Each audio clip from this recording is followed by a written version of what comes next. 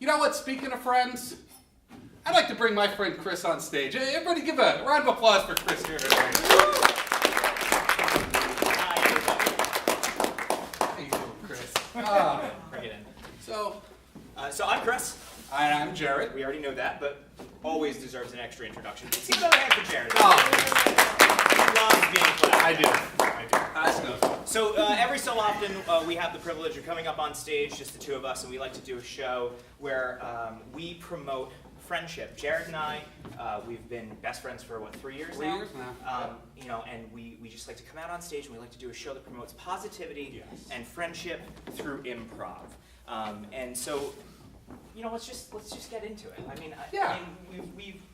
feel like we've done this so much that we need to spread this joy to other people. We do, and it looks like a lot of people came with friends themselves. Yes, yeah. If you're here with a friend, clap your hands. There you go. Look around. Whoever's not clapping, they're your new friend. That's right. Enjoy. You just won something tonight. Okay, great. So we're gonna get started, and to get started, we need a word from you guys. Somebody please yell out a word that makes you think of friendship. Facebook. Facebook. All right. Cool. Look, obviously Facebook friends, okay, we all have tons and tons of friends. And I don't know about you guys, but every so often you got to do the purge, where we all have to do it. You're like, why do I have 700 friends? I only know 12. What am I doing? And you start to go through the list and you realize you find people from college and you find people from high school that you haven't spoken to in years, but you just feel guilty about leaving them, So we got together one time, solidarity. We hung out in Jerrod's apartment. And we said, you know what, we're going to go through our lists because there were a lot of people on each other's Facebook profiles that we didn't know. So it was a lot easier for the other person to give the axe and be very critical and be like, when was the last time you talked to Susan? When was the last time you saw her in person? She ever ask how you're doing? She sent you birthday cards? Like, is she an IRL friend or is she just a Facebook friend? And we kind of made the call for each other. Yeah. And it was kind of like a fun little party. Yeah, it was. It was a little cathartic too. Yeah, right. It feels good to just kind of get that stuff kind of sloughed off you. And there were a couple of times where we would be doing the thing and Jerrod would just be kind of like, this person's just toxic, and this person is just like somebody who's just, and I'm like, it's family, it was like a couple cousins, and and people that was kind of like on the fence about whether or not it would be appropriate because they know, they know when they post stuff, and then they're like, oh, why didn't you respond when I posted that thing? And you gotta have the awkward combo. But he was very stern about it. He said, you know what? Chris, you're an awesome guy. You don't deserve this trash in your life. Didn't appreciate the fact that you called some of my family trash. But either way, sometimes you need a friend to call it like they see it. Say it for what it is. Exactly. Yeah. So I really appreciate it. No, and it did a lot of good. Mostly good. There were a few. I did have a get together with some cousins. It was an uncle's 90th birthday, and it was one of those situations you can't get out of. And I did have to have the awkward thing, and I got kind of yelled at by some people. But besides that, I may have been disinvited to a couple of weddings. But besides that, it was a good time, And it was good too because I got to give him some criticisms too. I saw a lot of ex-girlfriends that I was like, Jerrod, cut the leash, man. These people they don't care about you. They're not good for you. When was the last time? What was her name? Christine. When was the last time Christine ever asked how you were doing? And yet she's still right there at the top of your search list. Okay. They don't need to know. No, I'm saying better than that. I'm saying that you don't need her in your life. They don't need to know that. No, we were really close. We were together for a long time. Dude, you messaged her 12 times. She never responded. Maybe it just got lost. She might have needed a new, I don't think that's what happened. Updated message. You know what? I'm sorry. This is getting a little tense. Yep. All right. No, we're not going to do it. We're not going to do this. Go ahead.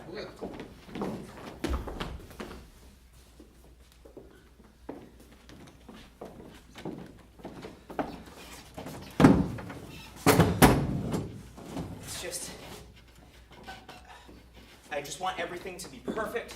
It's gonna be the best birthday party. The best birthday party. Listen, I know it's not every day that your cousin comes back to visit, home from Shanghai.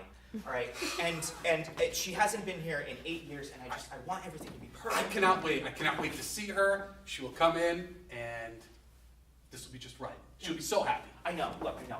You do such a good job, and thank you so much. The balloons, the banners. I can't tell you how much I appreciate it. I had no time to do anything this week because of work, and I was more than happy to step in and kind of kind of help out. You can't always be the one trying to do everything. You know? I appreciate it. That's what I'm here for. Sometimes the pressure, to just get everything right all the time. My family. I know.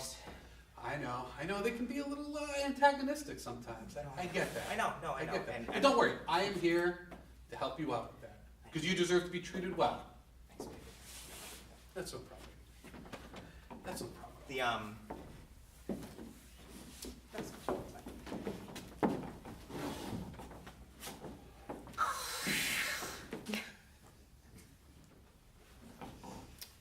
Hey, babe. Yeah. French onion? French onion. French onion? That's cool.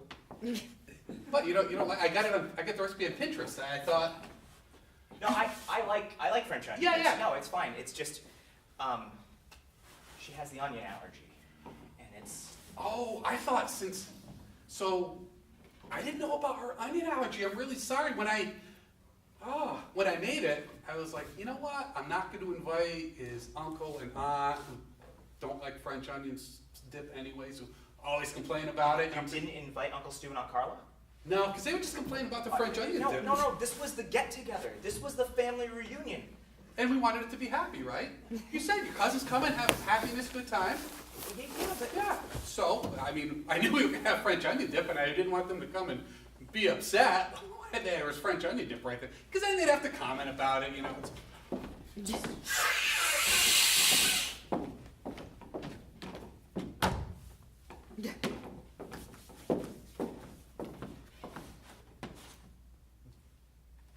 I made that! That was completely unacceptable! It's my family, Greg. Okay, it's my family. It's sacrosanct. You're not supposed to exclude people just because you don't like certain individuals, okay? I don't get to pick and choose my family. You even threw away the bowl, though. They're not coming. It's tainted, Greg. It's tainted with onion and your lies and your disregard for my feelings. Maybe some of us just know that some of the other ones of us here don't have the courage to tell their family how they really feel about them. Maybe some of us are willing to step in and do the things that they should be doing with their family, instead of being treated poorly and then taking it out on others by treating them poorly. I'm not treating you poorly, Greg. I'm merely stating the fact that there's a lot of people in my life that I have the opportunity to exclude, okay? Present company included, if I'm going to be honest, all right?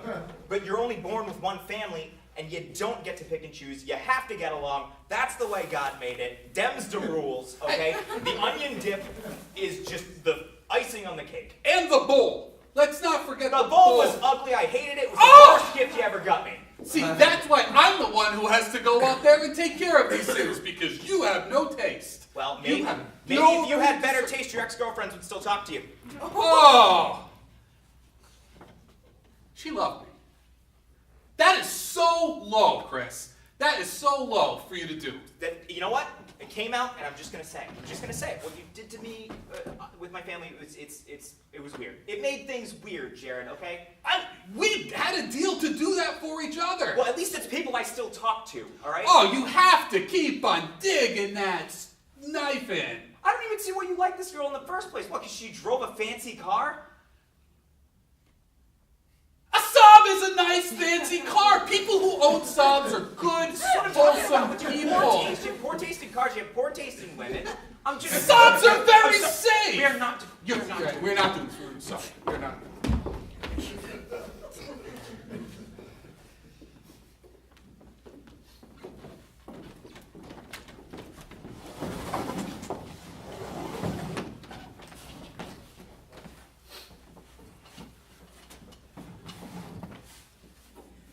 The best part of the H2 is it's extra wide. It's very, very roomy here. No, I know. I mean, 6 seats in the back plus an extra 2 if you add, the pickup on the end of it.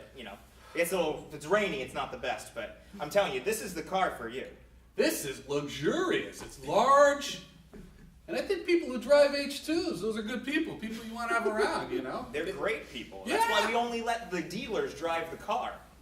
Yeah, it's a little weird. I mean, most of the time when you test drive. Well, at any other dealership, they'd put you behind the wheel and they'd say, hey, take it for a spin, let us know what you like. This is H2. We are an elite class of individual here, okay? We don't just let any bumpkin off the road get behind the wheel of one of these babies. But look around you. Can you smell the leather interior?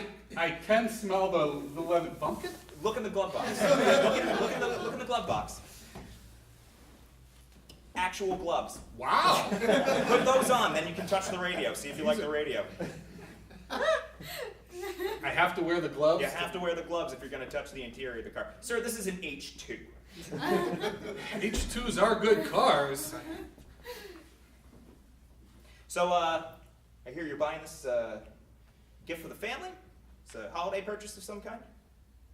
No, not as a gift. I mean, this is going to be a car for me to drive. I talked to the bank. I'm assuming for you, for a significant other and several children that you'll stow in the back? No, I'm single. It's just. I don't mean to pry. It's just No. we do a rigorous background check on people before we sell you an H2. We don't just let any clown get behind the wheel of one of these things. It's bad for the brand. Clown? I'm not insinuating that you're a clown, but let's see where this conversation goes. So, single, huh? Yeah, single. You know, it happens. It's not even a bad thing. I've got a lot of time to myself. I don't have to check with anybody when I want to make a major purchase like this. Don't have anybody to call me a clown or a bumpkin or anything like that when I'm trying to. Nobody to drive to school or church either, I take it. Nope. Just me driving around. So are you planning on buying a lot of animals, or do you go grocery shopping in bulk frequently? What's the need for the extra room? It's just, I like to have a lot of room when I drive. It's good in the snow. And, you know, who knows, down the road, I'll probably get a new girlfriend and, have a bunch of kids and, live out that dream that I've had my entire life that was... I'm sorry, I can't drive this car any further. Now, when we left the dealership, I was under the impression that you were a family man of some kind, that you had some aspirations of a large family, a person at home who was there to provide said children for you. I would like one. Maybe a nice car like this will help you find somebody. I'm afraid, sir, you're going to have to get out. We're in a Walmart parking lot. And the dealership is 6 miles that way. You're going to need to walk back to your car, sir. That is unreasonable and outrageous. I'm just saying, maybe if you were really serious about buying this car, you would have maybe just kind of found the right one by now. It's good to get experience with a few cars. The last one I had for a long time, and I lost it. You lost it? Any chance? It was taken from me, okay? Any chance you tried finding it, reconnecting with it somehow?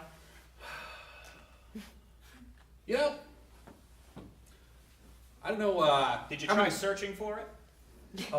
You just can't stop, can you, see Chris? what it's been You up to just lately? can't. You know it hurts. You know it breaks my heart. And you have to do that? I'm doing this for you. How is this for me? Because you should be over this by now. It's been 6 years. It's different lengths of time for that. You're not the one who's the judge of that. That is just... Oh, so you can judge me about my family. I can't judge you about people who treated you poorly in your past. Your family isn't... The people that I deleted from your family aren't exactly the best people who treat you that well. My cousin Scott may be an asshole, okay? But... Okay, Scott's an asshole. He is! How much money did you spend on his prison commissary account? He needs to eat. You don't have to be the one doing that. He told me Big Roy was going to shank him if I didn't put money in the account. You know what? We're not doing this right now. Fine, we're not doing this. Not doing this right now.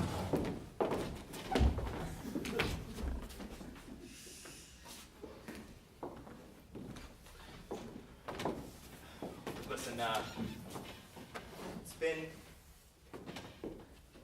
been hard sometimes. It's been fun sometimes, but it's never easy to say bye to a coworker like this. And Craig, I just want to tell you, best of luck to you in your future endeavors. Thank you. I've really appreciated and enjoyed the times we've had together. It seems like it was just yesterday you were taking me under your wing, Yeah. Showing me the ropes. Yeah, and look at you now. You're able to do all that We've had some really good times here, haven't we? We've had some good. Remember the thing we did in Rhonda with the water cooler? That was hilarious. Everywhere. Oh, man. Good times. That was good. Good times. Listen, I could have never made Salesman of the Year if it wasn't for you. No, you know what? You did it yourself. You deserved it. And it's been wonderful. You've deserved everything that you've gotten since you've been here. Hey, you know what you deserve? A happy retirement. I appreciate that. Buddy, what are you going to do? You got all the time in the world now. Well, you know, I think now I'd like to go out and help people. Oh, really? Yeah, you know, I've been working for the man for so long. I think now I finally have the chance to go out and just do things to help people. You know, there's a lot of people having a rough time out there, and I'm in a great position to help them. Well, good for you, Yeah. man. That's pretty noble. Yeah, I was doing a lot of research on it and everything. Yeah. Did you know that, like, for a lot of people, it's just a matter of putting them on the straight and narrow, giving them a good example, remove the toxic people from their lives. Yeah. They don't always know. Yeah. You know, they get sucked right in, because a lot of times they're naive or just, you know, really they're alcoholics or something like that. And it's just a matter of helping them in ways that they may not even realize that they need help. Well, that's funny, because, you know, I was going over with my financial planner about what I want to do with my retirement savings. I was thinking about it, and I said, you know what? Why don't I just keep going back to the same vacation spot I've been going to over and over and over again, you know? There's only so many places you can go in your lifetime, and I figured I found 10 of them. 2 of them were kind of nice. I might just keep going back, see if they keep working out. Well, you know what? When you find a good vacation spot, you should just keep on going there, because you know it'll be good for you. Those other bad vacation spots, you just need to stop going to them. You need to avoid them altogether, because they're probably crappy vacation spots. You know. Well, you know, the only thing I'd be worried about is if the last vacation spot I went to was the crappiest one, you know? And I just never got over the fact that it was that crappy, and I'll never go to a better vacation spot, no matter how many times my friends tell me, oh, you gotta go to Bora Bora, you gotta go to Tahiti, you gotta go check out these awesome new places that you've never even heard of before, but you're too scared, you just keep going to the travel website and searching for the old crappy one.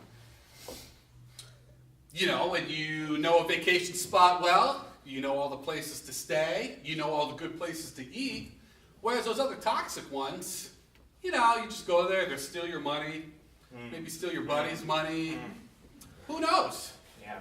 Who knows? You know, it's funny, I got a guy, my uncle, he was in finance for a long time. He might be able to help you keep your 401k going with great investments. You know what? I lost his number. I don't have it anymore. I can't, frankly, I can't talk to him. I don't know if he'll ever talk to me. There's got to be some way you can get it. You know what? I'm sure you know where he lives. You can just hang out outside his house, wait till you see him walking in, run up to him, say, hey, that bank information. He'll be so happy to see you that, you know, everything will be back. Yeah. Back the way that it... Yeah. Charlene's never coming back and you're an asshole. That's our show.